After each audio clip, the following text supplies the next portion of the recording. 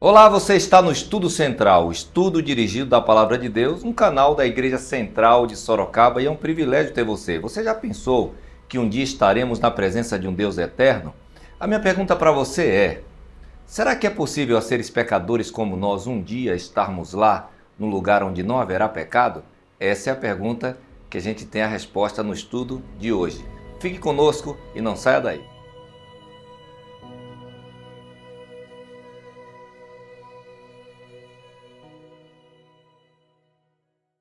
Olá, seja bem-vindo a mais um episódio do Estudo Central. É bom saber que você está aí, é bom saber que você está conectado conosco. Espero que você já tenha feito a sua inscrição em nosso canal, seu sininho já esteja ativado e que você tenha compartilhado muito essa semana. Se não fez ainda, faça agora. Estamos no nosso manual de estudos com o título Alusões a Imagens e Símbolos. E eu espero que você esteja aproveitando os nossos estudos aqui. Se você perdeu algum episódio, é só voltar aí na nossa playlist. Se você também ainda não tem o nosso manual, entra no site da CPB, Casa Publicadora Brasileira, para adquiri-lo e faça uma assinatura, porque quando você faz a assinatura, você recebe 4 e paga quase que 3. Há uma boa vantagem em se fazer a assinatura. Sempre temos a oportunidade de comentar pessoas que estão mandando para cá os seus recadinhos e dessa vez não será diferente. Então eu quero mandar um abraço para você, Domingos Farias Lucas, que está na província de Benguela, lá em Angola. Um abração, meu irmão. Para Raquel Duarte, que está em São Bernardo do Campo. Irmã, aqui, obrigado por ter feito esse comentário, essa participação. Josias Castro está mandando um abraço lá de Porto Mós, no Pará, terra boa. O açaí é melhor do que o de Manaus, é o que dizem. Helena Ângela, que está no Alabama, Estados Unidos, um abraço, minha irmã, que Deus te abençoe aí. E a Georgina Ventura, que está em Portugal. Que bom, se você ainda não deixou um comentário, comenta aí na nossa página, para que nós possamos, então, também fazer aqui menção à sua participação. Bem, como sempre, nós temos em nosso estudo convidados que estão conosco, né? E nós temos aqui o pastor Anderson Coelho, que é evangelista da Associação Paulista Sudoeste. Seja bem-vindo, pastor Anderson. Obrigado, pastor Osmar. Obrigado a você também que está conectado a este canal. E olha, eu vou fazer como o pastor Osmar. Se você ainda não se inscreveu, faça isso. Marque o sininho para que você fique atento a cada tema que é apresentado da Palavra de Deus. Muito obrigado, pastor Anderson. Seja bem-vindo aqui. E também temos o nosso pastor da Igreja Central de Sorocaba para os jovens. É o pastor Cleiton. Pastor Cleiton, seja bem-vindo também. Obrigado, pastor. Para nós é uma alegria poder estarmos juntos mais uma vez para estudarmos esse tema. E se você está nos acompanhando aí, compartilhe também esse link para que outras pessoas possam aprender mais da Palavra de Deus. E vamos juntos estudar a Palavra nesse momento. E para iniciarmos o nosso estudo de hoje, vamos pedir ao pastor Cleiton que faça a oração inicial. Vamos orar? Querido Deus, amoroso Pai, nós te louvamos, Senhor, porque o Senhor trouxe teus filhos até este canal para estudarmos juntos aqui a tua palavra. Pedimos a bênção especial nesse momento do teu Santo Espírito e que o tema a ser tratado aqui possa ser de extrema relevância para cada um que está nos acompanhando aqui também. Essas são as bênçãos que nós lhe pedimos nesse momento, por Jesus. Amém. Amém. Você tem estudado a palavra, né? Então aqui está o momento para a gente aprofundar um pouco mais com o debate. Então você também pode mandar aí as suas perguntas, os seus questionamentos no nosso chat ao vivo. Estamos na lição 8, o tempo passa muito rápido, nos Salmos, a parte 1. Né? E o texto para a nossa reflexão está em Apocalipse 14. Você tem Apocalipse 14, você tem Apocalipse 7, que vão tratar quase que dos mesmos temas. Então, Apocalipse 14, o verso 1, vai dizer o seguinte, vamos ler. Olhei, e eis que o Cordeiro, que é o tema central de nossa lição, estava em pé sobre o monte Sião. Com ele estavam 144 mil, que tinham escrito na testa o nome do Cordeiro e o nome do seu Pai. Que texto intrigante, né? Como é que nós estamos na presença de Deus e aparecem ali 144 mil, que também têm o caráter de Cristo e que estão aptos a estar na presença de Deus. Como é possível a seres humanos pecadores como nós estarmos um dia na presença de Deus, é o que nós vamos estudar hoje. Bem, aos pastores que estão aqui, nós estamos aqui juntos. Esse tema é muito importante, né? Por isso ele foi dividido em duas etapas, estamos na primeira. Porque é comum que a gente procure em algumas passagens do Antigo Testamento a base para o livro de Apocalipse. Mas a lição está nos sugerindo que precisamos aprofundar mais o nosso conhecimento acerca do Antigo Testamento se quisermos encontrar as chaves para decifrarmos os códigos de Apocalipse, né? Então aqui é muito importante. A obra final da igreja, diz o nosso comentário remanescente que está sendo apresentada, num número que é simbólico, né? 144 mil, nós sabemos que representam o Antigo e o Novo Testamento nas 12 tribos de Israel e nos 12 apóstolos. 12 vezes 12, 144. E o número 1000 era um número-chave para os exércitos de Israel. Então nós temos um número representativo, o número 12 na Bíblia é um número maravilhoso, porque é um número de completude. Então apresenta aqui que é um povo que no final da história vai dar esse testemunho maravilhoso. Devemos ser luz para as nações, levando o último chamado de misericórdia para todos, a fim de adorarem e o que obedeçam também ao Deus Criador do céu e da terra. E essa chave é encontrada nos Salmos. Assim, a nossa lição está introduzida. E nós vamos começar falando sobre o ministério de Cristo como sacerdote. Como é que a Bíblia e também os Salmos, enfim, o Antigo Testamento, trazem para nós essa ideia de Cristo como sacerdote, para que agora vivemos no tempo atual, o tempo do fim, possamos entender essa obra de Cristo, pastores. Legal. Interessante, pastor, que o livro do Apocalipse é um dos livros mais veterotestamentários, é um dos que mais citam o Antigo Testamento. Quando nós olhamos para o Antigo Testamento, a grande maioria se detém aos livros proféticos do Antigo Testamento. Fica em Daniel, olhando profecias, mas o livro de Salmos ele apresenta uma série de características que vai nos trazer alusões ao Apocalipse e revelações também. Quando nós olhamos, por exemplo, esse tema aqui, nós vemos a ligação de Jesus, por exemplo, o Salmo 110, falando como sacerdote, falando ali especificamente do ato de Jesus, ele colocar sobre o estrado dos seus pés para julgar, mostra que ele estará ali recebendo de Deus autonomia para fazer o juízo. Mas que juízo é esse? Ele é passível da misericórdia. E quando a gente vai, por exemplo, para o Salmo 15, ele fala que o Cordeiro de Deus é aquele que vai intervir por nós, é aquele que vai interceder por nós.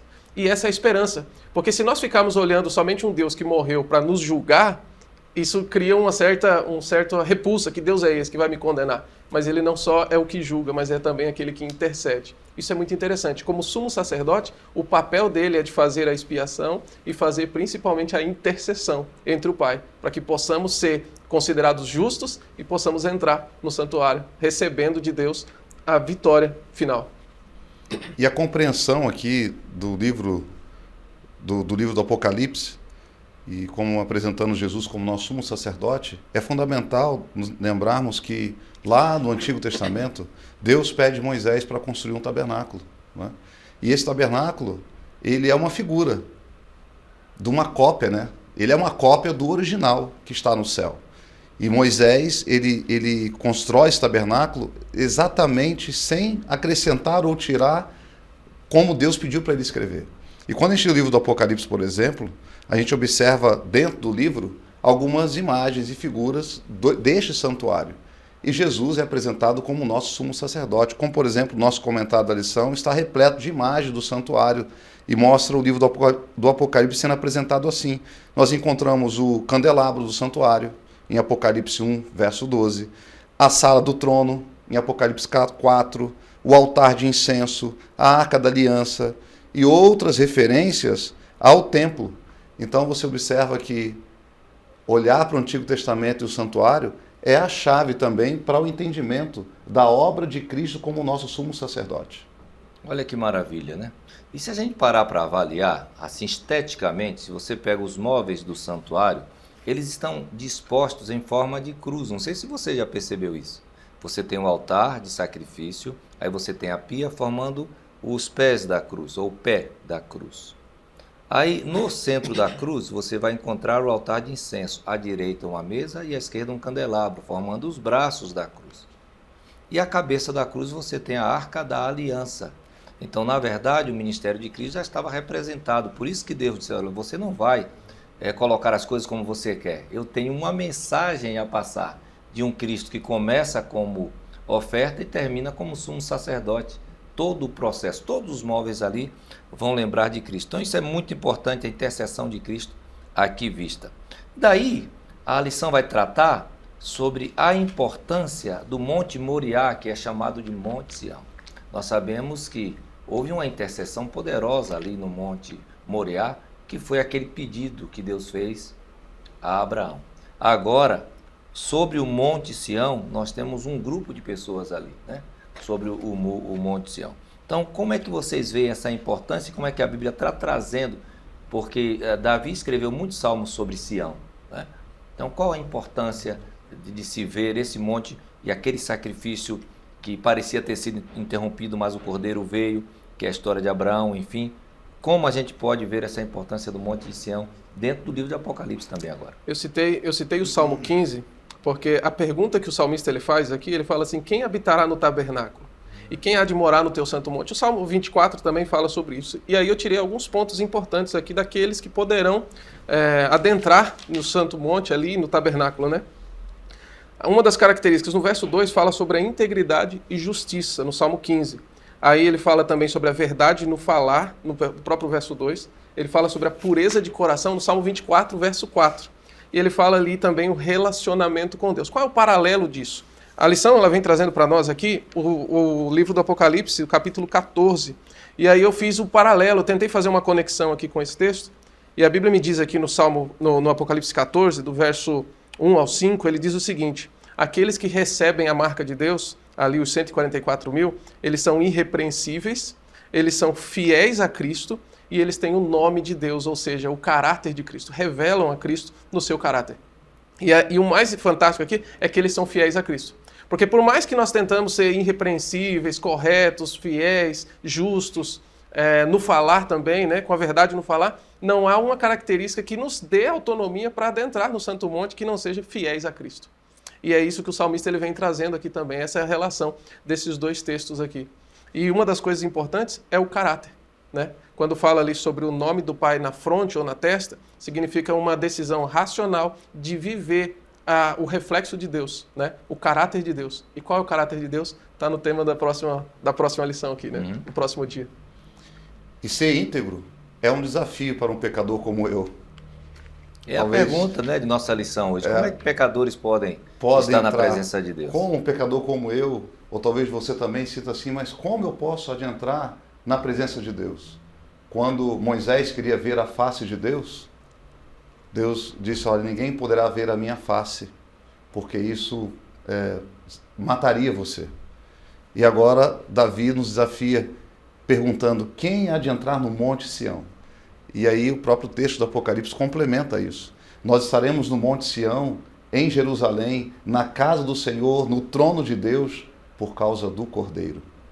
E olha que é interessante. Quando Moisés ele pede, Deus ele associa a sua glória ao seu caráter. Né? Ele fala assim, olha, você não pode me ver porque a minha glória te destruiria. E ele vai fazer essa associação ao seu caráter. Em Êxodo 34, o nome de Deus revela o seu caráter. Tanto é que Apocalipse 14 fala ali que eles têm o nome de Deus na testa. Então ele tem o caráter de Deus. É por isso que nós conectamos isso. Agora, olha o que é interessante. Aonde Deus revela o seu caráter? Agora, não é somente no seu nome, mas o que é esse caráter de Deus? Ele é compassivo, ele é misericordioso, ele é paciente, ele é fiel, ele é justo, ele é perdoador. Mas o mais fantástico é que no Salmo 119, verso 55, ele fala que através do caráter de Cristo, ele nos leva agora a guardar a sua lei. Porque a lei é o exemplo máximo do caráter de Cristo. Interessante que quando a gente associa a lei ao caráter de Cristo, é por isso que quando nós conectamos Apocalipse 14, 12, fala assim, os que guardam os mandamentos de Deus e têm a fé em Cristo Jesus. Aceitaram o sacrifício de Cristo, porque somente assim poderão adentrar.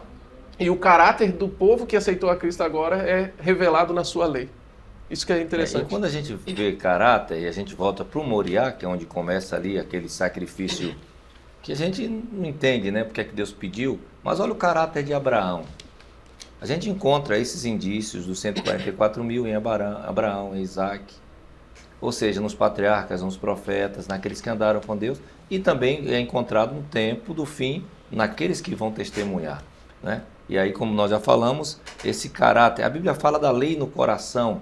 Coração na Bíblia é mente, né? De que nós precisamos ter consciência de que precisamos revelar esse caráter de Deus e viver em subserviência à vontade dele. Então, nós vamos ter também aqui o tema da glória. O caráter é glória de Deus, né? O nome de Deus traz isso aqui, a sua glória, o seu caráter, e nós vimos isso muito bem aqui na parte de terça-feira. Agora nós temos aqui um salmo que também traz algumas verdades, que é o encontro de Davi com Deus. Ele reflete sobre a vida dos santos, da vida daqueles que não acreditam em Deus. Quais são as lições do Salmo 5 que nós podemos tirar? Aqui nós vemos o contexto da adoração, né?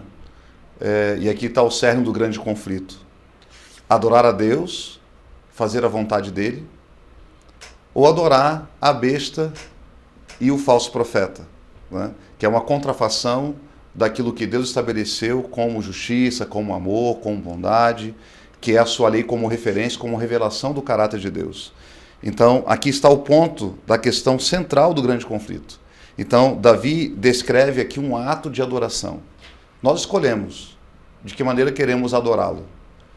Nós podemos adorá-lo crendo, com fé de que o sacrifício de Cristo é suficiente, e alinhar a nossa vida de acordo com a sua vontade, o seu caráter, que é perseverar na obediência dos seus mandamentos. Então, em Apocalipse, João apresenta uma cena surpreendente, onde pecadores, eles foram resgatados da morte e têm o privilégio de estar na presença de Deus. Então, eles não conquistaram esse direito. Nós não conquistamos o direito de estar diante de Deus, no altar dele, no trono dele, lá no céu, o adorando. Não foi pelo meu mérito, não é? Mas eles são vistos ali porque receberam a pessoa de Jesus em sua vida, né? O Cordeiro de Deus, que proporcionará para mim a oportunidade de adorar a Deus face a face. Esse é um convite para nós. E esse convite a cada um de nós é temer a Deus e dar-lhe glória. É estar diante dele, é adorá-lo, é reconhecê-lo. O temor é o princípio da sabedoria. O temor não é ter medo de Deus. Talvez você não tenha ido ao Senhor porque você tem medo.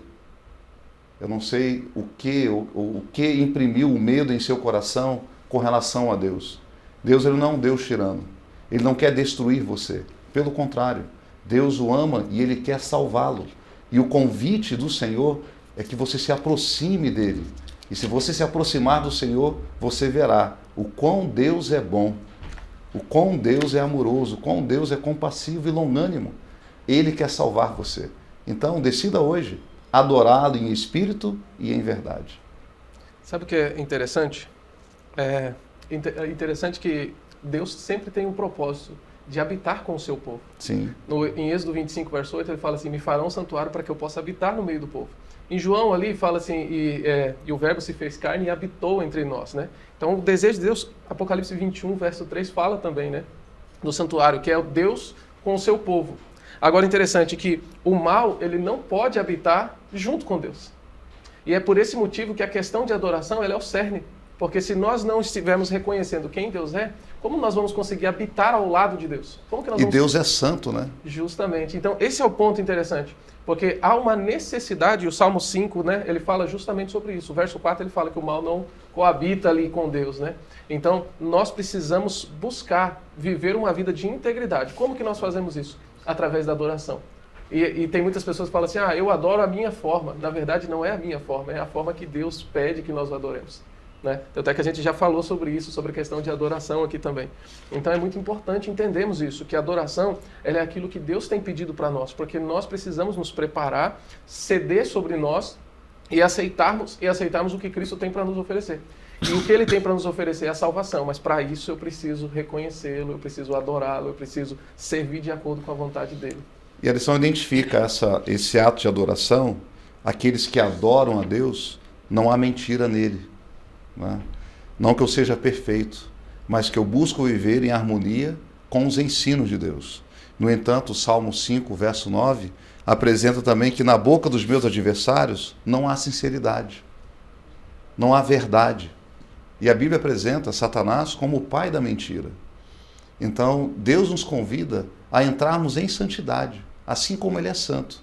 E Ele nos purificará e nos santificará. O permanecer nele, andar com Ele, estar na presença dele, não significa estar perfeito, mas significa que eu quero viver em harmonia com os ensinamentos de Jesus. De se trabalhar um relacionamento, né? Isso. Mais uma vez, os patriarcas, os profetas, os homens que foram chamados homens de Deus, eles andaram com Deus. E o salmista aprendeu a andar com Deus e está nos convidando também a aprendermos a viver uma vida de relacionamento com Deus. Enquanto eu li o Salmo 5, eu fiquei lembrando do Salmo 73, que o salmista vai começar a olhar para o ímpio, a prosperidade do ímpio, mas depois ele diz, até que entrei no santuário de Deus, né? Até que eu entrei em comunhão com Deus, e aí eu vi o fim dos ímpios, né? Então os salmos aqui trazem que, esse Salmo 5 traz a ideia de que num relacionamento com Deus ele me transforma. Então a verdade passa a estar na minha boca, não porque eu sou um homem que não minto, é porque Deus vai falar por mim, Deus vai viver por mim. Isso é maravilhoso, é um ingrediente forte para aqueles que querem. Pastor, entrar. No Salmo 5, verso 11, olha só, você que nos acompanha. A Bíblia diz assim, alegrem-se todos os que confiam em ti. Cantem de júbilo para sempre, porque tu os defende. Em ti se gloriem os que amam o teu nome. Amém. Que maravilhoso saber que se confiamos em Deus, Ele nos defenderá, Ele nos salvará. No estudo que nós estamos fazendo, a gente tem percebido que há um convite no começo da lição a vivermos em comunhão com Deus, a olharmos para o santuário, a vermos o ministério de Cristo. Há um convite também para adoração, para um relacionamento mais íntimo com Deus. E a lição vai para o seu final falando de missão. Porque aqueles que foram resgatados, né, eles também precisam, aqui nos Salmos, a gente vai ver isso, eles precisam testemunhar aos transgressores, aqueles que não estão vivendo de acordo. Como é que a lição abordou esse tema? Sabe, pastor, uma coisa que é interessante, eu fico pensando assim, quando eu chegar no céu, será que o rosto de Jesus será familiar? Por que familiar? Porque ele deve ser familiar pelo fato de que eu já estou vendo o caráter de Jesus sendo refletido na vida daqueles que dizem servir a Deus. Então, quando eu olhar para Jesus, eu vou reconhecer o olhar que eu tive de amor e compassividade de pessoas que me encontraram na rua, que me amaram, que me acolheram, que de alguma forma se dispuseram a me auxiliar dentro das minhas necessidades. Pessoas que apresentaram esse Jesus para mim através do seu próprio caráter. A missão aqui interessante é justamente sobre isso, é sobre revelar a Cristo. Deus tem dois grandes propósitos na nossa vida. O primeiro é nos salvar e o segundo é nos usar como instrumentos de salvação para outras pessoas. Não tem como você não apresentar esse Deus que você não conhece. Então, se você não consegue apresentar a Cristo, meu amigo, entregue-se completamente a Ele. Estude a palavra, reconheça quem verdadeiramente Ele é na sua vida. E eu tenho certeza que quem vai ao encontro de Jesus nunca volta igual, sempre volta transformado. É isso que Deus quer fazer por você. Ele quer te transformar para que através da sua vida você consiga refletir a imagem dele e pessoas possam ser alcançadas também. A lição destaca aqui o exemplo de Isaías, né? Quando ele está diante do trono, quando ele está diante do Senhor, e depois que ele foi informado do quê? De que a sua iniquidade foi tirada, de que o seu pecado fora perdoado. E o que ele faz? Qual a resposta dele? Ele diz, eis-me aqui, envia-me a mim. Você pode comparar uma alegria maior do que essa? Essa é a boa notícia. Jesus perdoou os seus pecados. E você lá estará porque ele apagou os seus pecados e não se lembra mais disso. Como você pode esconder uma notícia como essa? Eu me lembro quando a minha esposa me procurou para dar notícia do nascimento do nosso primeiro filho. Ela colocou dentro de uma caixa de sapato 2 sapatinhos. Ela não queria esconder aquela boa notícia, aquela expectativa que tínhamos do nosso primeiro filho. Pode se esconder uma notícia como essa? Né? Quantas boas notícias nós recebemos todos os dias e queremos compartilhar com o mundo inteiro. Queremos fazer um post, né, no nosso Instagram, em nossas redes sociais. Então, querido, você foi salvo em Jesus. Você foi resgatado por Ele. Não há como esconder esta verdade. Jesus transformou você. Então Ele nos convida agora a compartilhar o amoroso cuidado do nosso amigo Jesus e apresentar Ele à nossa rede de amigos, de relacionamentos, a todas as pessoas, a todos os nossos seguidores. E assim nós nos tornamos uma fonte a jorrar para a vida eterna. Para a vida eterna. Né? Porque se a água que Jesus dá é em abundância sobre nós, e essa água transborda. Né? E eu estava vendo os comentários aqui da lição, e a lição diz assim: então, logo uma pessoa aceitar Cristo em seu coração, nasce um desejo de apresentar aos outros o precioso amigo que encontrou em Jesus Cristo.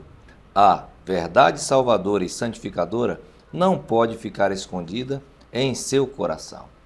É a fonte que vai transbordar. Estamos chegando então ao final dos nossos estudos e eu queria pedir aos nossos participantes que dessem então a sua contribuição final e que fizessem um apelo para quem está nos assistindo hoje sobre o tema dessa semana. Legal, queridos, para você que está nos acompanhando aí, eu tenho certeza que através desse estudo você pode reconhecer que há um Deus poderoso que pode transformar o seu caráter para viver uma vida em santidade ao lado dele. Não uma vida de perfeição nessa terra, perfeição nós alcançaremos na eternidade, mas você pode refletir o caráter de Jesus hoje aí. Dentro das suas limitações, dentro das suas dificuldades, você pode viver esse exemplo de Cristo na sua própria vida, seguir os passos do Cordeiro. Mas, primeiramente, você precisa se entregar completamente a Ele. Há uma necessidade urgente de você entregar seu coração a Ele. Sinta-se perdoado por Cristo, sinta-se transformado por Ele e comece agora a avançar o reino de Deus, aonde quer que você esteja, para que Ele possa voltar em breve e possamos habitar com Ele no Santo Monte. Que Deus te abençoe poderosamente. O convite de Jesus para você e para mim está muito claro em Apocalipse 14, quando devemos ir proclamar a mensagem do Evangelho eterno a todas as pessoas. Querido, sem as marcas de Jesus, sem o Evangelho eterno, não temos nada a proclamar. Não temos nada de bom a anunciar. O que anunciamos são as boas novas de que Jesus salvou você, de que Jesus me salvou, de que Ele me resgatou e de que em breve nós haveremos de morar para sempre com Ele. Então, agora nós temos uma boa notícia, pastor. Fale também aos seus amigos. Compartilhe esse canal para todos aqueles que você conhece, para que todos saibam das boas novas. Jesus, Ele salvou a cada um de nós. E Ele nos remiu, nos perdoou e em breve estaremos para sempre. Aonde? Na casa do Senhor. Amém. Amém. Que notícia maravilhosa, né? Essa é a resposta que nós estávamos esperando. Como pecadores como nós, podemos estar na presença de Deus. Não é deixando de mentir, não é fazendo coisas, mas é lavando as nossas vestes no sangue do Cordeiro. Ele é a única salvação. Se você não aceitou Cristo ainda, não foi batizado, faça isso o mais rápido possível. Pastor Anderson, o senhor pode orar por nós para encerrarmos esse estudo? Podemos. Querido Deus, muito obrigado, Senhor, por nos dar a nós a Tua palavra. Sim, sim. Ela ilumina o nosso caminho. Ela nos tira das trevas, ela nos trouxe luz. E hoje, iluminado pelo tema que estudamos, ao ser apresentado diante de nós o Cordeiro de Deus, aquele que tira o pecado do mundo, nos inclinamos a Ti e nos rendemos ao Senhor. Sim, sim. E pedimos, opera em nós o querer efetuar segundo a Sua boa vontade. Que cada pessoa que está conectada a esse canal receba do Senhor a salvação. E que agora, iluminados por Ti e cheios do Espírito Santo, possamos proclamar as boas novas de que Jesus transformou o meu coração e que em breve estaremos com o Senhor para sempre. Portanto, Deus, guarda-nos, são bênçãos que lhe pedimos e lhe agradecemos em nome de Jesus. Amém, Senhor. Amém. Amém. Amém, amém. Muito obrigado, pastor Anderson, por sua participação. Muito obrigado, pastor Cleiton. Muito obrigado você que esteve conosco conectado aí. E assim estamos encerrando mais esse episódio. A gente se encontra no próximo Estudo Central. Um abraço.